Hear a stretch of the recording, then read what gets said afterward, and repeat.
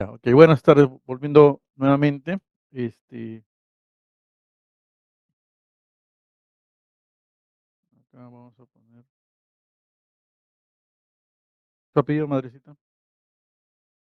¿Callido? Apellido, perdón. Discúlpeme, no lo había escuchado. Apellido y su nombre. Karina. Bueno, estamos acá con la señora Karina. La paciente viene por un sangrado vaginal, ok,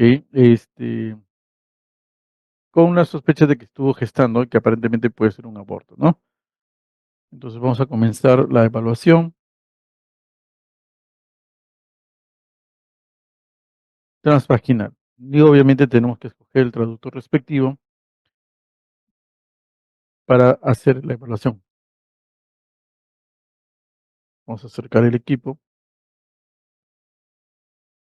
Siempre que hagamos una transvaginal hay que siempre cuidar la privacidad de la dama, ¿no? Entonces aquí estamos viendo en imagen el útero, corte transversal, perdón, longitudinal, discúlpenme, corte longitudinal. Y acá vemos lo que es, esto redondito de acá es el traductor, ¿ok? El traductor lineal, perdón, el endovaginal, ¿no? Y como ven, esta zona es la vagina y está recostado sobre este espacio formado entre el cuello uterino y el cuerpo, ¿no? Prácticamente estamos sobre el istmo. Y visualizamos en ese corte longitudinal lo que es el útero, que tiene una parte superior que la conocemos como fondo del útero, una parte central que es el cuerpo del útero, que donde aloja principalmente el endometrio y que es la zona donde desarrolla el embarazo, obviamente. Tenemos el cuello uterino o cervix con su orificio cervical externo y el orificio cervical interno, ¿no? Y entre el límite entre el cuello uterino y el cuerpo es el istmo. También tenemos la parte anterior de del útero, donde están los intestinos, aunque aquí la vejiga está vacua, pero en esta zona debería estar la vejiga y entre la vejiga y el útero está la unión o la reflexión vésico-uterina. Importante porque es un punto de referencia al momento de hacer la cesárea. Fondo uterino rodeado por intestino y la cara posterior del útero, donde vamos a visualizar el fondo de saco de Douglas, ¿no? Y lo que son el recto sigmoide, que se va a continuar hacia la parte posterior del canal vaginal y es donde vamos a evaluar posibles focos de endometriósicos si presentase la paciente. Entonces es un útero en corte longitudinal, hacemos las medidas respectivas del útero.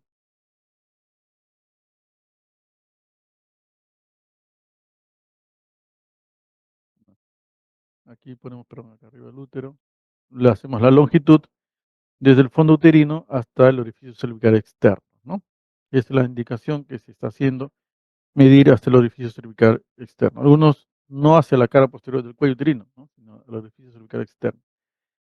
En algunas literaturas ponen que se debe medir el útero del fondo al nivel donde comienza el endometrio solo hasta el cuello uterino, hasta el OSI, y de ahí el cuello. Esas tres dimensiones sumadas darían la longitud. Pero el consenso nos habla también de este tipo de medición directo del fondo hasta el orificio cervical externo. Eso va a depender de qué, si queremos hacer estudios o dependiendo de cada protocolo de cada hospital, ¿no? Pero acá en general, fondo uterino, orificio cervical externo, tenemos lo que es la longitud del útero. Luego tenemos el diámetro anteroposterior. Después vamos a evaluar el endometrio. Si en el mismo corte podemos visualizar adecuadamente el canal cervical, podemos hacer la longitud, pero igual más adelante vamos a medirla de forma individual. Entonces tenemos un útero de 89 por 52 milímetros.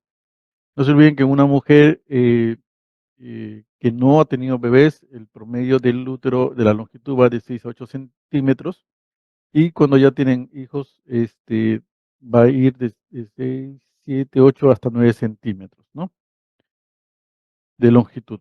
Y si está gestando, definitivamente la dimensión va a ser mayor, ¿no? Dependiendo del trimestre que le encontremos. Entonces aquí ya tenemos en nuestro corte longitudinal, nos volvemos a medir, a movilizar. Vamos a irnos específicamente a ver el cuello uterino.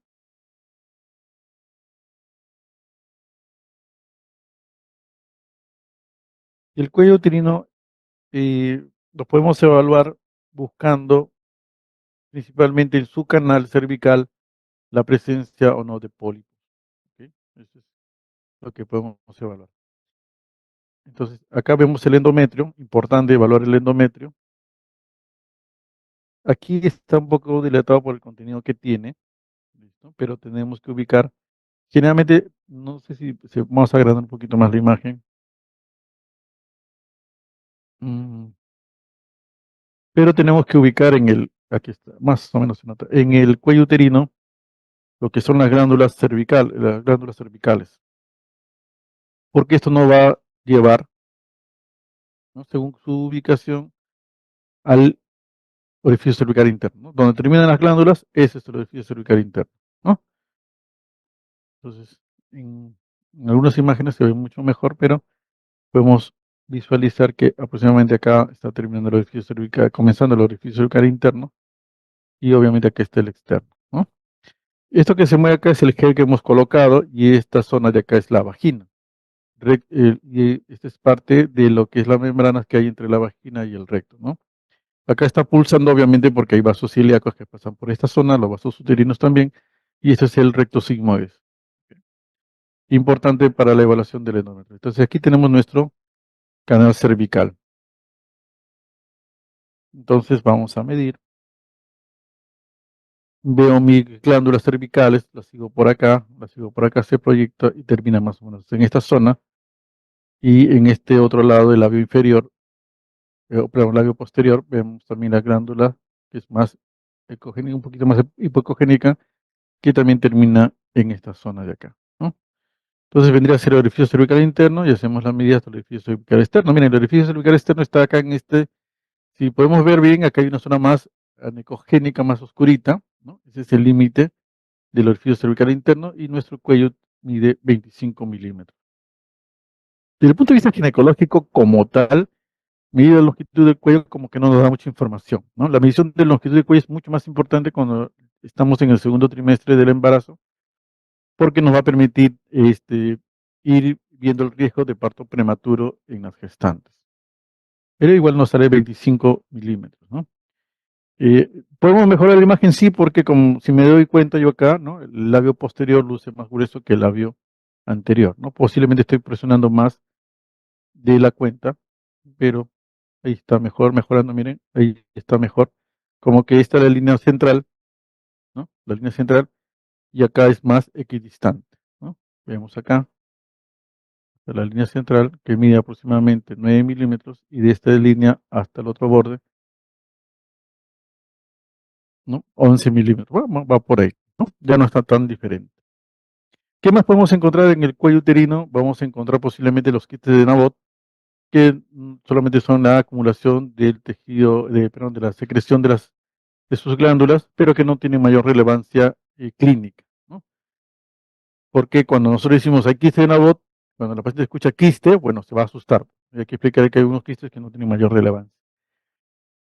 Y acá en la parte inferior estamos viendo esta línea blanca que brilla, ¿ok? Vamos a ponernos un poquito más a nivel del istmo. Acá vemos esta línea blanca que brilla, ¿ok? Vamos a girar 90 grados de este corte longitudinal, giro 90 grados mi traductor, y estoy también en el cuello, este es el conducto cervical, ¿ok? Y acá vemos esta línea que brilla. Esta línea que brilla representa los parámetros que son un tejido que lleva grasa, tejido conectivo, y que por ahí también discurren, ¿qué cosa? La arteria uterina, ligamentos, en esta zona. ¿Por qué es importante ver estos eh, parámetros? Porque también pueden ser focos de implante de tejido endometrial, con lo cual podemos hacer el diagnóstico de endometriosis, ¿no? Entonces el parametrio derecho, parte posterior, y viene por acá el parámetro izquierdo de la imagen. Entonces, si vemos una imagen anecogénica irregular, de repente son focos endometriósicos y podemos describirlos como tal, ¿no?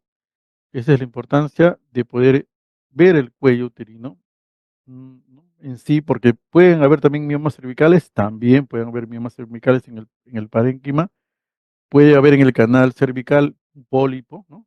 Cuando vemos una imagen dentro de cualquier cavidad, podemos prender el Doppler y buscar el famoso pedículo, ¿no? Porque los pólipos generalmente se acompañan de un pedículo. Y si yo tengo una imagen de forma nodular y veo un vaso sanguíneo en su interior, puedo sospechar altamente que puede tratarse de un pólipo. ¿Por qué sospechar? Porque como ven acá hay vasos sanguíneos definitivamente, ¿no? Que irrigan el cervix, que irrigan el cuerpo uterino.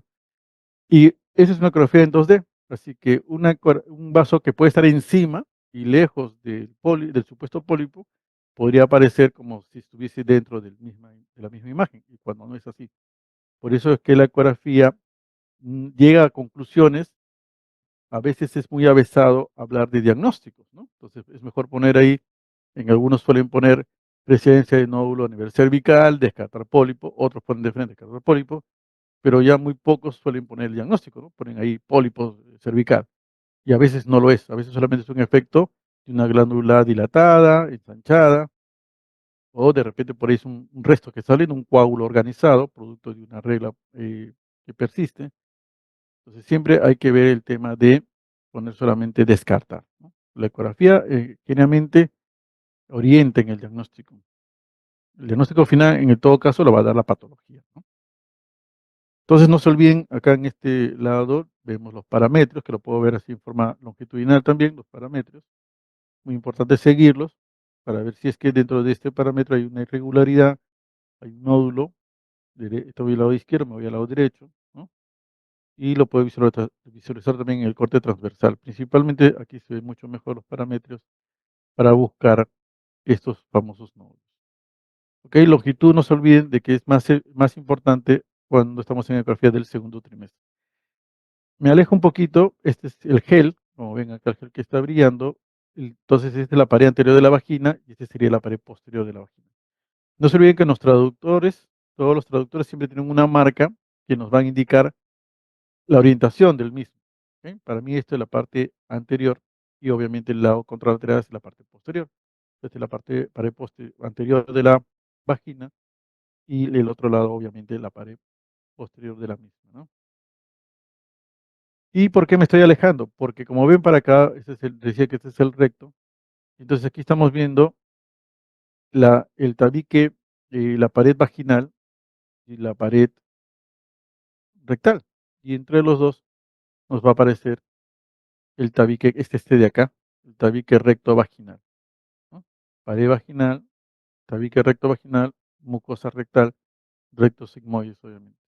Acá también en esta pared, en este tabique recto vaginal, pueden implantarse nódulos endometriósicos, ¿no? Lamentablemente en la clase que me tocó no hubo tiempo, problemas de técnicos de mi parte, ¿no? No pude conectarme tempranamente, no pudimos presentarle, pero les dejé las transparencias y ahí pueden ver claramente que aquí pueden asentarse los focos endometriósicos, ¿no? Antes uno hacía una ecografía y no le daba importancia a esta zona de acá, pero es importante ahora con esto de la endometriosis, que nos da mucho más información para analizar. Cuando uno llevaba la clase de anatomía, a veces uno se aburría con tanto músculo que había que aprender, tanto tejido, pero ya en la parte práctica ahora se vuelve una necesidad saber anatómicamente los planos para poder ayudar en el diagnóstico de las enfermedades que puedan presentar las damas, ¿no? Siempre mirando la pared, los intestinos en el recto sigmoides, porque también pueden implantarse acá nódulos. Este es ¿no? Este es el intestino, contenido fecal, pero aquí está la pared. Vamos a separar un poquito acá se ve mejor, ¿no? Contenido, y esta es la pared del recto, ¿no? Que podría estar infiltrado separa un poquito más de eso, por algún nódulo, ¿no? Y aquí está normal, felizmente que aquí está normal. ¿Cómo se vería un nódulo? Obviamente una solución de continuidad, una reducción en la ecogenicidad de las membranas, ¿no? De las mucosas en este caso, y la presencia de ese nódulo. Y acá nos impresiona que hay líquido libre también en cavidad, ¿no? Líquido libre en cavidad. Le duele, discúlpeme, le hemos hecho doler. Es que me falta explicarle que a veces la ecografía es incómoda y hay dolor, así que si pasa eso, que nos avise para tener más cuidado cuando hagamos la evaluación. Regresamos al útero mismo, regresamos al útero, en el corte igual longitudinal, porque tenemos que evaluar qué cosa, el endometrio, ¿no? El endometrio, ahí está el endometrio, que lo podemos seguir agrandando. Para evaluarlo mejor, bajamos un poco la ganancia para oscurecerlo y ver un poco mejor los bordes del mismo. Entonces es un endometrio que, bueno, ya tenemos más o menos en el antecedente clínico que nos dice la paciente que aparentemente está con un aborto, ¿no? Entonces el endometrio es irregular, definitivamente, es irregular, con unas zonas más delgadas y unas zonas más gruesas, pero igual siempre tenemos que medir el endometrio. El endometrio prácticamente son dos mucosas que se unen, ¿no? Por eso siempre la parte central es más brillante y hay una capa funcional y una capa basal. Lo que tenemos que medir es desde la capa basal hacia, de un extremo hacia el otro, ¿no? Pero cuando el endometrio es irregular, como que eso se nos hace un poco más difícil. Pero igual, siempre tenemos que encontrar la imagen adecuada como para hacer la medición, ¿no? Y no se olviden que los abortos pueden ser completos o incompletos. Esto parece, si es que lo tomo como tal, midiendo el endometrio, un aborto completo, ¿no? Esto mide ¿cuánto? 5 milímetros nada más, ¿no? De grosor endometrial. El endometrio, dentro de lo que se especifica, es que se debe medir la parte más ancha, la parte más gruesa de la longitud del recorrido del endometrio, se debe medir la parte más ancha, ¿no? Se dice también que debería ser lo más perpendicular al traductor, ¿no? Si el traductor está acá arriba, ¿no? Entonces yo debería medir acá, para hacer un ejemplo, acá debería ser mi medida, ¿no? 90 grados acá, en esta zona de acá. Pero como repito, siempre se debe medir en la parte más ancha del endometrio. En todo caso, perpendicular al eje longitudinal del mismo endometrio, en todo caso. 5 milímetros de endometrio es un endometrio que puede ser descrito como adecuado.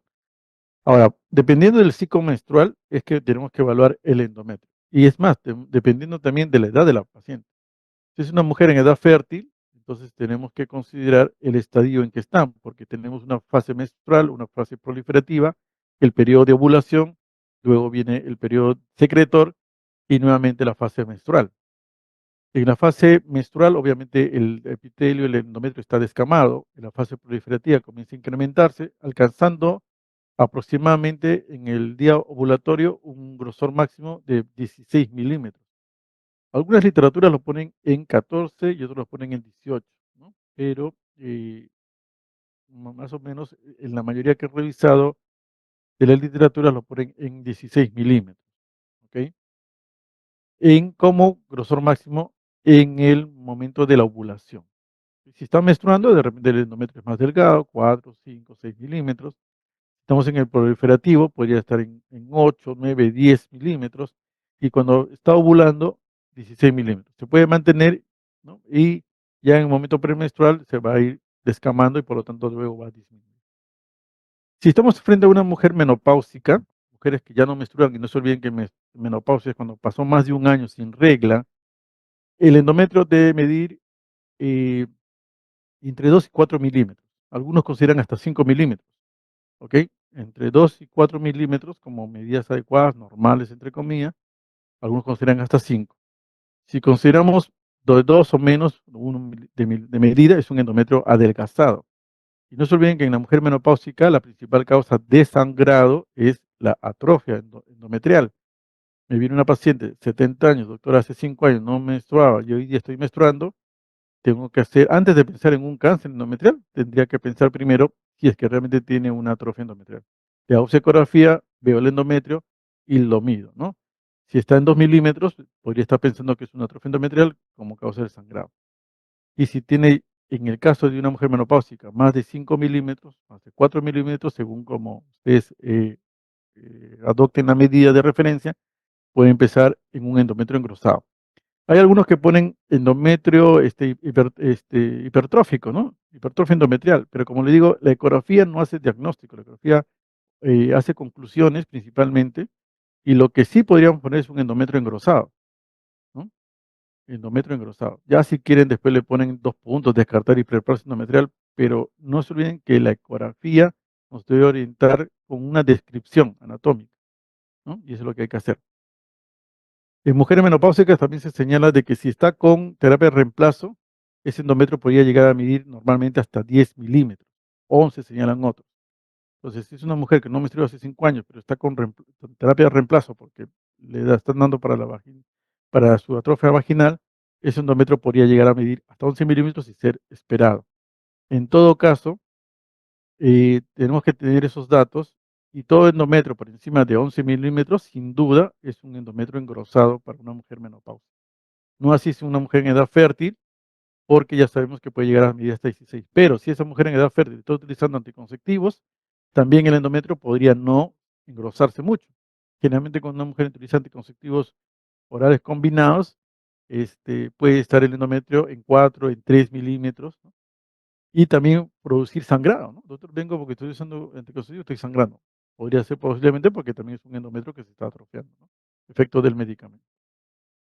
Aquí también en este corte vemos nuevamente que a nivel del pélvico hay colección líquida, ¿no? Colección líquida. No se olviden de que el Douglas es una reflexión que está a nivel del istmo más o menos, poco más del cervix de repente, se produce su reflexión, ¿no? Y ahí se acumula el líquido libre. Entonces ya tenemos el endometrio que es delgado, que hacemos el giro respectivo 90 grados y estamos en nos faltaba medir el diámetro, el ancho del útero, ¿no? El ancho del útero. El útero, nos faltaba medir el ancho del útero. No sé si está siendo claro la evaluación. Por lo menos podemos ya ir avanzando la señora de que aparentemente si tenía un embarazo, ya, ya, ya lo eliminó, no es sería un aborto completo, no hay un endometrio regular, ¿no? Entonces en ese sentido no necesitaría un legrado por lo menos, ¿no? Pero obviamente eso es la prestación ecográfica, tiene que ser evaluada por el colega respectivo, y es el que va a dar las indicaciones finales, ¿no? Si me voy hacia el lado derecho o izquierdo, en forma lateral al útero, tengo que encontrar a quién, a los ovarios, ¿no? A los ovarios. Espera un poquitito acá.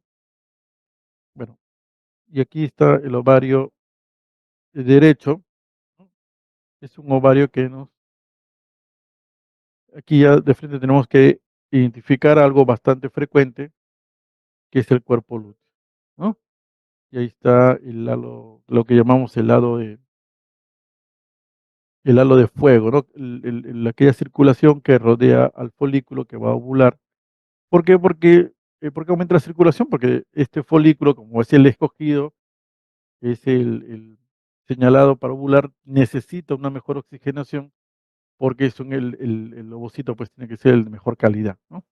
Una vez que ovula se forman ya queda esta señal. Antes de que ovule también se forman, se le pueden hacer una ecografía días previos o el mismo momento, de repente en la tarde va a ovular, en la mañana hacen ecografía y pueden ver también que ese folículo está lleno está con una bastante de vascularización, ¿no? Porque lo que necesita es la oxigenación. Luego, una vez que ovula, igual queda el halo y que señala el cuerpo lúteo, ¿no? El cuerpo lúteo. El cuerpo lúteo también se puede llenar de sangre y forma el quiste hemorrágico, que es a veces un problema en el sentido de que cuando uno termina la especialidad, viene una paciente por dolor, hace una ecografía, ve un quiste ahí, un quiste complejo le dicen, entonces lo primero que piensa es en operar. Y estos quistes hemorrágicos no se operan, solamente se dan analgésicos y se observan. Pero para eso es importante la unidad clínica. Algo que, por ejemplo, yo no he hecho acá, porque ya más o menos venía con la idea de la resolución diagnóstica, es preguntarle por la última regla. Siempre hay que tratar de preguntar por la última regla, porque queremos saber, de repente esta paciente me dice, hoy estamos 26, doctor, el día 12 he menstruado, ya pasaron 2 semanas, obviamente va a estar en su día de ovulación. Obviamente es esperado encontrar el cuerpo lúteo, ¿no? Entonces, esos datos son importantes tener en consideración al momento de hacer la ecografía, ¿no? Porque a veces encontramos el folículo preovulatorio de 28 milímetros y lo informamos como un quiste. Entonces la paciente va a consulta, el médico le dice, te tengo que operar, y al final cuando entra le dice, no encontré nada porque ya había ovulado. Es lo común que suele pasar, es lo común que puede pasar, sobre todo cuando salen de la residencia, ¿no? Pero hay que tener presente este tema del cuerpo lúteo. Luego vemos, ¿qué más? El ovario, ¿cómo lo reconocemos? por dos cosas, por sus folículos, ¿no? Los folículos que son estos negritos, y porque se arrecuesta o se ubica en la fosa ovárica que está limitada por quién? Por los vasos ilíacos. En este caso, los vasos ilíacos externos, tanto la vena como la arteria. Vasos externos, ¿ya? No los internos, los vasos ilíacos externos. Entonces, con esas dos características, yo tengo la certeza que lo que estoy viendo es el ovario. Pero si encima tengo el cuerpo lúteo, ni hablar, pues, no me puedo equivocar, este es el ovario. ¿Ok? Y si tiene 20 folículos o más, pasa a ser un ovario poliquístico. Pero la otra característica es que todos los folículos tienen que medir de 2 a 9 milímetros. Si yo tengo 30 folículos y uno de ellos mide 12, eso ya no es un ovario poliquístico, lo podemos denominar como un ovario multifolicular, ¿no? Para hacer el diagnóstico de ovario poliquístico, todos los folículos deben medir de 2, entre 2 y 9 milímetros, ¿no? Los que miden 2 milímetros son los folículos centrales, que son los que se utilizan para hacer el recuento folicular. Cuando a usted le pidan recuento folicular, lo que tenemos que buscar son esos folículos que miden más de 2 milímetros, ¿no? A los equipos con mejor resolución, que son los actuales, obviamente, nos da una mejor visualización de los mismos, ¿ya? Entonces, medimos un folículo y lo ideal es que se mida dos dimensiones el folículo. Si es totalmente redondo, bastaría con una sola dimensión, pero si es medio ovaladito, lo mejor es tomar dos medidas y tomar el promedio, ¿no? Y la medida es de la parte interna a la parte interna de ese folículo, ¿no? Medir la parte interna al otro borde interno del folículo, ¿no? Ok, acá en esta, bueno, aquí solamente le he puesto la caliper, pero ya vamos a ver si casi podemos medir, pasamos a lo que es eh, el ovario, ok, me voy acá al ovario, no, aquí dice el folículo, y de repente mido yo mi folículo, a ver, ahí dice medida uno y acá tomo la otra medida, miren, y ahí ya me da el promedio, ¿no? Este folículo mide 3.8 por 2.6 y el promedio es 3.2. ¿Cuánto mide el folículo? 3 milímetros. Ya la máquina nos da el mismo promedio, ¿no? Que es lo que tenemos que referir. Paciente con el ovario con 10, 15, 20 folículos, ¿no? Menores de 10 milímetros, o el mayor folículo mide 12 milímetros, por ejemplo, ¿no? Es lo que podemos describir. Si son más de 20 o más folículos, menores de 10 milímetros, entonces es un ovario poliquístico. También podemos ver de repente está en día preovulatorio, el folículo puede medir hasta 28 milímetros. Por eso es que dependiendo del día menstrual, del día del ciclo menstrual, es que tenemos que tener presente. Si yo hago una ecografía, por ejemplo, hoy día la paciente está menstruando, hago una ecografía y encuentro un folículo de 12 milímetros, ese sería un quiste folicular, porque en la menstruación todos los folículos deben medir menos de 10 milímetros en la menstruación. Si ya está entrando en la fase folicular, va a haber una fase de reclutamiento, el ovario, los folículos van a ir creciendo y dentro de todos ellos uno va a ser elegido para ser el que va a ovular. Entonces, ese folículo va a ser el que va a empezar a medir más, ¿no? Listo. Y otro signo ya para ir terminando, señora, para ya no molestarla, es el signo del desplazamiento. Este es el útero, este es el útero, cara anterior dije, cara posterior, y lo que hacemos es que a través del abdomen, como si fuese una maniobra, un examen bimanual, vamos a presionar el abdomen para ver el desplazamiento del útero. Un ratito voy a presionar, ¿ya? Hay dolor, obviamente, porque ya sabemos el antecedente que tiene, pero ustedes ven acá que se mueven los intestinos, ¿no? No va a presionar mucho, pero supongamos que, miren acá también en la parte posterior, que los intestinos se mueven diferente. El útero como que se queda quieto, pero los intestinos se movilizan. Miren, voy a presionar un poquito. Ahí, ¿ven? Notan que se mueve. ¿Qué significa eso? De que no están adheridos, ¿no? Ahí, miren, se nota ahí, donde casi está la flecha. Acá, se nota. Y también todo eso, si es que la paciente no tuviese dolor, haríamos un poquito más de presión. Y hasta acá en el fondo del saco, vemos que hay desplazamiento, ¿no? Significa que no hay adherencias, ¿no? Porque en la endometriosis puede haber por los focos endometriósicos adherencias, ¿no? Lo mismo hacemos con el ovario. Presionamos un poquito para ver si se mueve diferente al útero, porque si se mueve, no se mueve, ¿no? Daría la impresión que estuviese pegado, ¿no? Ahorita no podemos diferenciarlo, pero no parece que estuviese pegado. No voy a presionar más porque le está doliendo a la paciente. Aquí sí se nota, miren, este es el útero, este es el ovario, y se mueven en forma diferente. Discúlpenme, bueno, aquí no se va a poder evaluar, porque tampoco no voy a insistir, es ver los uréteres. ¿También se pueden ver los uréteres? Sí, se pueden ver, porque puede haber endometriosis a nivel de los uréteres. Entonces, los uréteres no se ven que van de la vejiga hacia perdón, del riñón hacia la vejiga, y en el trayecto pueden estar tomados por los focos endometriósicos. Entonces obstruyen y estos uréteres podrían dilatarse. Miren acá, ¿han visto lo que pasó acá? Vamos a de repente congelar y retroceder.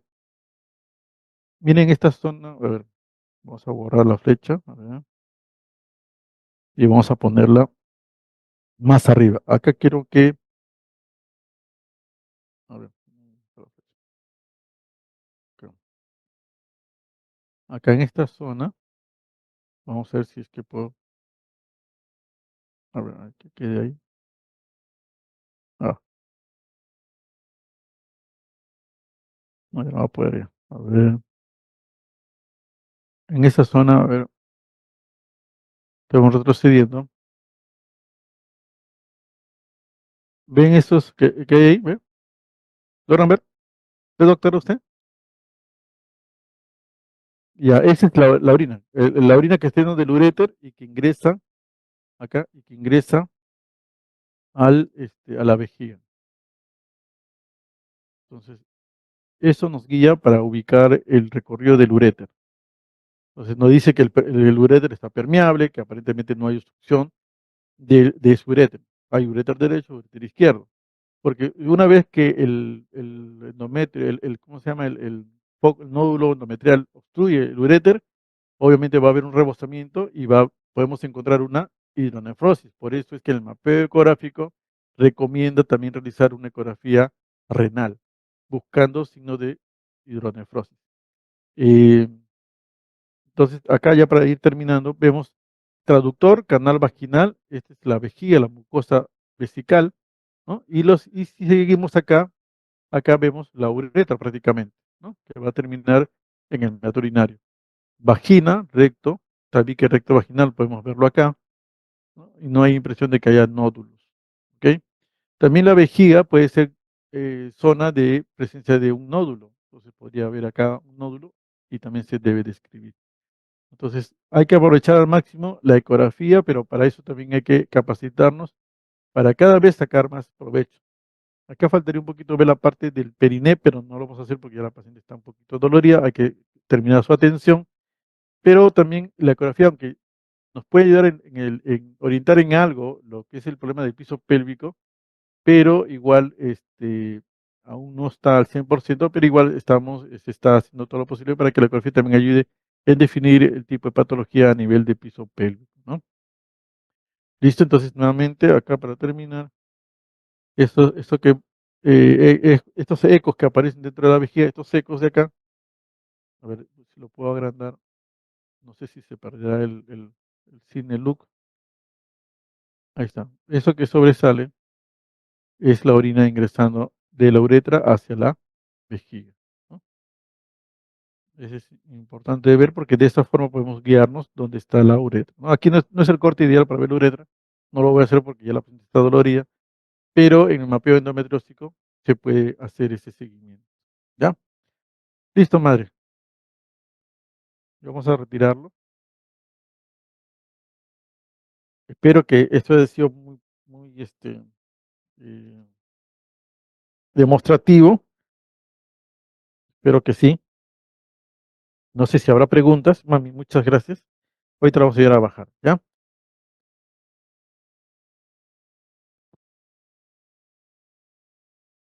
Hay una pregunta que cortar si no la. Hay que bajarla. Hay que llevarle papelito al otro lado.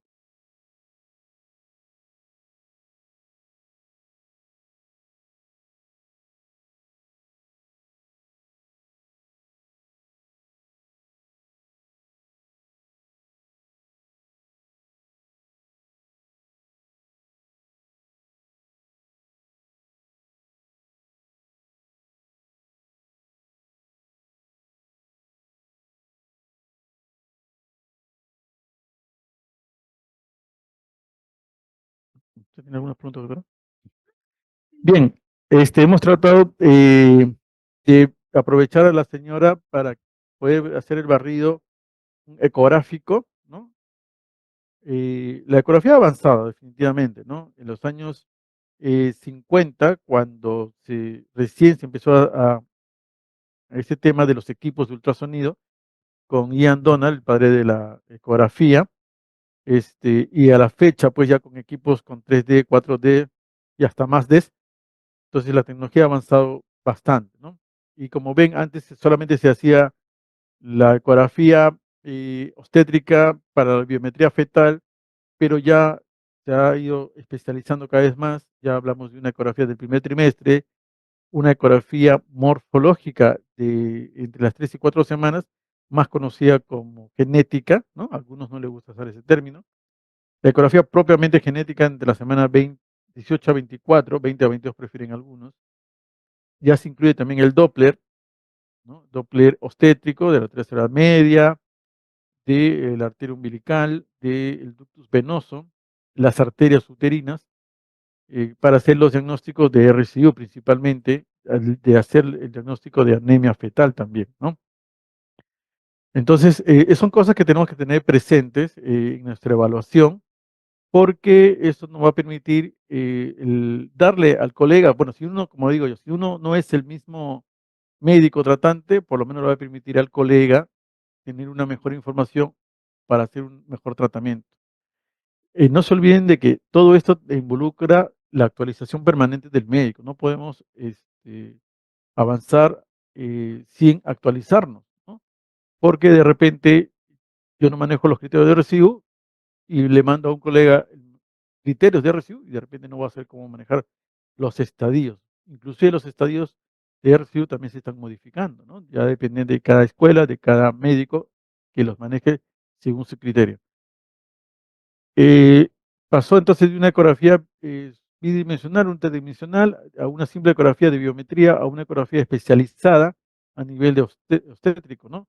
Y a nivel ginecológico igual, ¿no? Se pasó de solamente ver el útero, medir el útero, a poder describir más cosas. Hay varios criterios por cada área. Por ejemplo, por el útero hay el criterio MUSA, que nos habla de la evaluación del útero. Acá hemos hecho lo más general con respecto a la biometría del útero, la longitud, el anteroposterior y el ancho, la evaluación del cuello uterino, su longitud, la evaluación de los anexos. Las trompas no se visualizan cuando están normales, y si estamos en una enfermedad pélvica, definitivamente dependiendo del estadio, el grado 3 o grado 4, estas trompas van a estar dilatadas, ¿no? Grado 2 podría ser también una simple, un simple hidrosalpis también podría estar dilatada y podría visualizarse. Pero también tenemos que diferenciar de otras estructuras cercanas que podrían ser los quistes de Morgana y los quistes parováricos, los quistes peritoneales. Toda paciente que es sometida a una cirugía puede formar quistes peritoneales, ¿no? Y ese también entra dentro del diagnóstico diferencial. La visualización del endometrio está ahora bajo el criterio de IETA, o sea, el útero, el miometrio, se evalúa a través del MUSA y el endometrio a través del criterio IETA. Y en la ecografía, bueno, es una ecografía de un posible aborto, pero también la evaluación del mioma es importantísimo, ¿no? No hemos visto miomas acá, pero los miomas son nódulos que se ven de diferentes tonalidades a la ecografía. Pueden ser hiperecogénicos cuando son calcificados, pueden ser isoecogénicos y pueden ser inclusive hipoecogénicos. Sobre todo hay algunos que son heterogéneos, que le dicen cuando tienen contenido líquido, y son los famosos miomas degenerados, ¿no? La ubicación, si está hacia la parte interna del endometrio, son los submucosos. Si está todo 100% de la masa dentro de la cavidad endometrial, es un mioma submucoso tipo 0. Si más del 50% de la masa de ese mioma está hacia la cavidad, es un mioma submucoso tipo 1. Y si tiene menos del 50% de la masa del mioma, es un submucoso tipo 2. Si está en el límite con el endometrio, estamos frente a un mioma intramural tipo 3. Si está en el espesor del miometrio propiamente dicho, un mioma intramural tipo 4.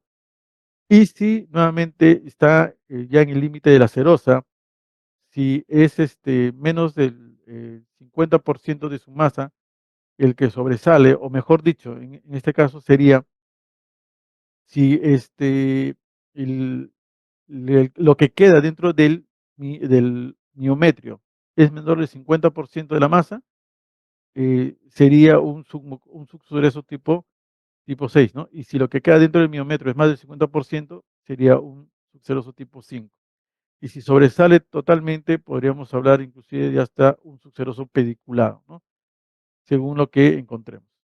¿Se puede hacer una combinación de los miomas? Sí, porque puede haber un mioma subseroso tipo 5, por ejemplo, con un submucoso tipo 2, ¿no? Esos lo conocen como miomas híbridos y también se podría describir como un mioma tipo 2-5, por ejemplo, ¿no? Eso lo hace la descripción MUSA. También nos hablan de que en el miometrio pueden haber quistes, los famosos quistes miometriales, que sería un criterio para hacer el diagnóstico de la adenomiosis. Y también pueden haber zonas hiperecogénicas, es otro criterio para lo que es adenomiosis, aumento de la vascularización, también está señalado como otro criterio, y la asimetría de las paredes uterinas, ¿no? Una pared más engrosada que la otra. No nos olvidemos que la adenomiosis es la infiltración del tejido endometrial en las paredes del miometrio. Y algunos consideran que es la endometriosis interna, la endometriosis propia del útero. ¿Ok? La evaluación de lo que es los ovarios están bajo el criterio IOTA. ¿Ok? Entonces, ahora ya no se debe hablar de quistes simples y de quistes complejos. Se tiene que tratar de especificar hasta el grado de malignidad. El IOTA comenzó con sus reglas simples, luego pasó a unas reglas ya más que combinaba la edad de la paciente y el marcador sea 125. Y últimamente estamos con el ACNES, ¿no? El score ACNES, y hasta la clasificación con los GIRBRAS, ¿no? A nivel del ovario. Y eso nos va a dar la complejidad misma de la descripción y nos va a decir, como le digo, la conclusión va a ser el grado de malignidad que tiene este quiste. ¿Ok? Entonces, no solamente hablar de un quiste simple y un quiste complejo, porque ahora se tiene que hablar ya según los grados que nos presentan las diferentes escuelas basados en scores. Que creo que también han tenido una charla al respecto de los ovarios, ¿no? Han tenido que tenerlo. Pero si no, también hay bastante información en línea. Y últimamente, pues lo que estábamos hablando en esta demostración es los criterios IDEA, que es basado en buscar los parámetros para hacer un diagnóstico de endometriosis. Entonces, si miren, se comenzó prácticamente de nada y actualmente ya cada estructura, cada parte del útero, del aparato ginecológico tiene sus protocolos. MUSA para el miometrio, IETA para lo que es endometrio, IOTA para los ovarios, IDEA para lo que es la endometriosis. Ok, espero que haya sido de utilidad la información que le hemos brindado. Como digo, siempre queda corto. Acá el compromiso de ustedes es seguir practicando. Nunca se termina de aprender, nunca se termina de aprender. Otros tienen la habilidad de hacerlo, pero igual, la idea es que lo aprendido se ponga en práctica y seamos también multiplicadores de los conocimientos. Les agradezco por su atención, agradezco al cuerpo médico por la invitación que se nos ha hecho.